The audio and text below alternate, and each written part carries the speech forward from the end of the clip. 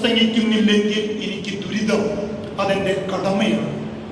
സഹോദരങ്ങളെ, ഓരോ ക്രിസ്ത്യാനിയുടെയും ഏറ്റവും വലിയ ദൗത്യം എന്താണെന്ന് വെച്ചാല് തനിക്ക് ജീവിതവും ജീവനും എല്ലാം നൽകിയ, നമുക്കൊരു അഡ്രസ് തന്ന, അല്ലെ, ഈ ഭൂമിയില് നമുക്ക് ജീവിക്കാൻ, വളരാൻ, ഉയരാൻ, പലതും നേടാൻ, പലതും പണിതുയർത്താൻ കൃപ തന്ന ആ തമ്പുരാനെ നമുക്കൊന്ന് ഏറ്റു പറയണം.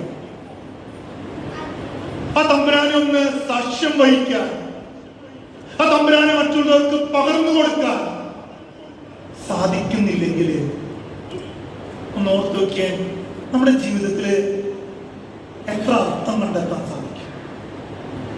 നമ്മുടെ ജീവിതത്തിന്റെ അടിസ്ഥാനം എന്ന് പറയുന്നത്